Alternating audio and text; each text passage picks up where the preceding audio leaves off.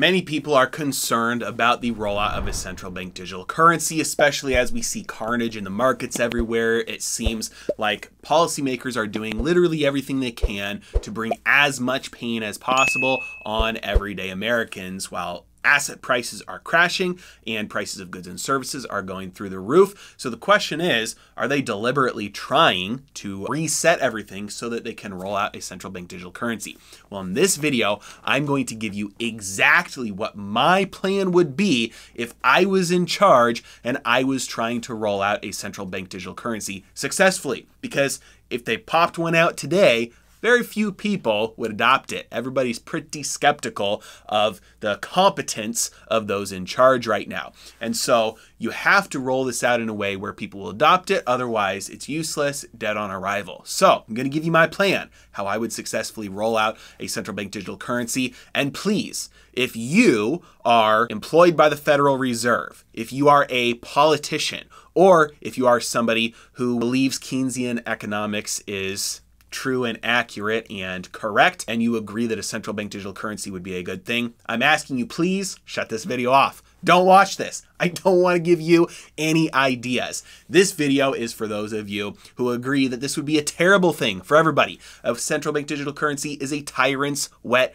dream. And so if you agree with me about that, please do keep watching, because I'm going to give you the signs to look out for, to open your eyes and watch out for, to see, hey, when these things start to happen, this is the sign of a central bank digital currency coming soon. Ready? Let's dive in.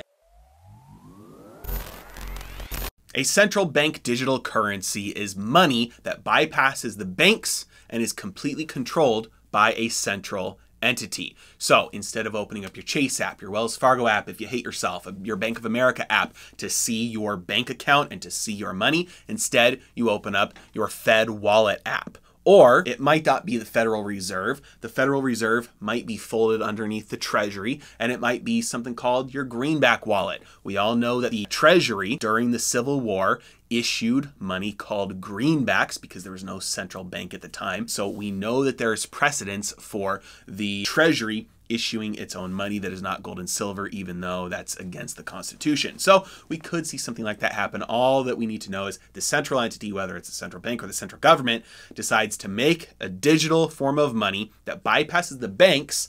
It is held with them, and it is programmable money for all sorts of things, such as you have to spend it in certain places or you can't spend it, like gift cards, basically. You have to spend it under a certain amount of time or it expires. You can't spend it on certain things like stocks if they want to avoid bubbles. And so it's programmable money, not through the banking system anymore. It's through the central entity, central bank or central government. And that is the way that they will be able to control the economy, because if they can control where all the money is spent, well, money is the other side of every transaction. Absolutely control the money. You can absolutely control the flow of resources in the entire economy. So if I wanted to roll this out and I wanted that tyrannical control and I wanted everybody to adopt it, otherwise it would be useless, what would I do? Well, the first thing that I would do is I would print a lot of money. I would make everybody feel rich. I'd print a lot of money. I would hand it out to people. People would go and spend it on things. People would go and buy assets. You'd see big bubbles appear and everybody would be rich. Everybody would feel rich. People would be making money hand over fist. It would be euphoria. And that's necessary. You want in people's recent memories really good times. You want them to remember just not long ago, I felt so rich. Times were so good. You want that to be fresh in people's memories. I'm in charge, let's say, of both the Fed and the government in terms of monetary and fiscal policy. And so let's say I can control these things. And so I want that. And I understand that when you shove money out into an economy, it's going to make asset prices, for the most part, rise first. It won't impact goods and services until much later, because that money has to take its time to work its way throughout the economy. The next thing that I would do is I would stop there. I'm not going to continue to print the money indefinitely. I'm going to stop, especially because prices are going to start to get out of control. We're going to start to have inflation. And so we're going to bring down government spending. I'm going to balance the budget. I'm going to make the deficit collapse. I'm going to even reach government surplus with the budget during certain months. I'm going to stop monetizing the government's debt. And so all of the government's debt that it's rolling over, it's actually sucking money out of the economy. So now, not only am I not putting new money into the economy more and expanding the money supply, I'm extracting money out of the economy. So asset prices start to fall right as the prices of goods and services start to go up. That way, Americans and citizens get hit with the pain from both sides. We remember 2 years ago, times were great. We were all rich. Now, all of our assets are worth a lot less or worth less, and at the same time, we can't afford to fill up our tank with gas. We can't afford to fill up our cart with groceries. So that's the next thing I would do. I would pull that money out of the economy to have the double whammy from each side, asset prices falling while inflation of goods and services is taking off. Really lay on the pain there. The next thing that I would do is I would allow a massive crash to happen in cryptocurrencies. This is key here because many people conflate cryptocurrencies with central bank digital currencies.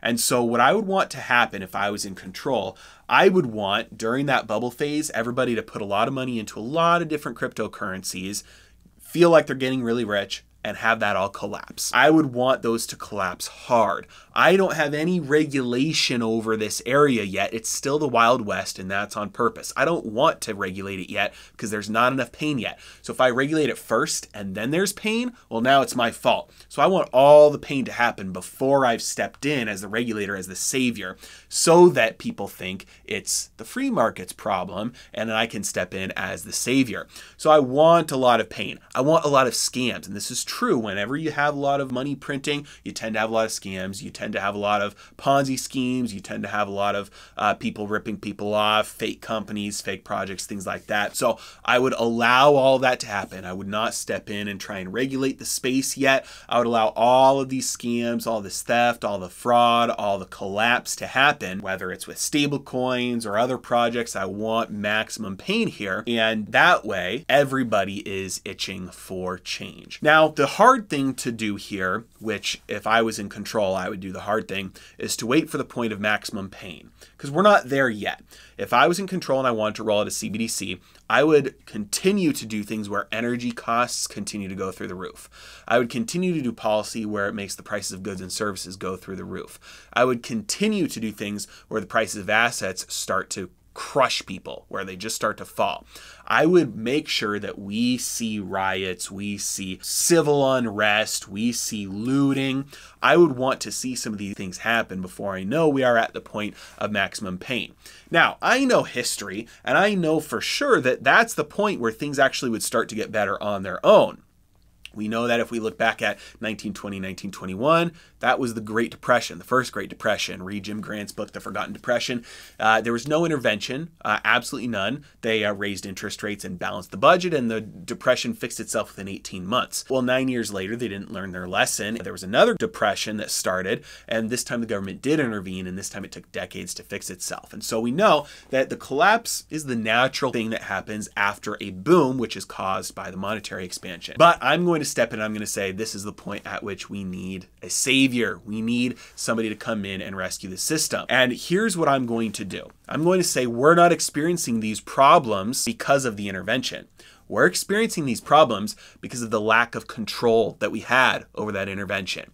We printed trillions of dollars, but we couldn't precisely control how they infiltrated the economy. We gave everybody dollars, but we couldn't stop people from buying stocks in crypto and causing these bubbles that hurt themselves. We gave everybody these dollars, but we couldn't stop them from hoarding food, from hoarding clothes, from hoarding gas, and now there's shortages for everyday Americans because there's some evil hoarders out there. We are seeing all of these problems not because of the printing, not because of the intervention, but because of the lack of intervention. We need more control. It's not the Fed's fault that the only thing they could do is print money, buy assets, and lower interest rates, or the opposite of those three. They need more scalpel-like control over the economy. They need precise control over the flow of resources because they're smart. They've got hundreds of PhDs. In fact, they're the biggest employer of economic PhDs in the world. That's where they all go. So they're smart. They're smarter than you, and they know what they're doing. So the problem isn't they were trying to do the wrong thing. The problem is they didn't have the control and the tools they needed, and a central bank digital currency will do that for them. A central bank digital currency will ensure that if we need to make sure that you can pay your bills, that you can fill up your car with gas, that you can fill up your cart with groceries, you have the money to do so. We need to make sure that there's not those evil hoarders out there that are going to take that money and go buy too much. So with a CBDC, we can set limits on how much people buy. That way we ensure that you get what you need and nobody else is taking it from you. We also need to make sure that you can't go out and cause bubbles in cryptocurrencies or speculative assets or stocks with this money that we're giving you.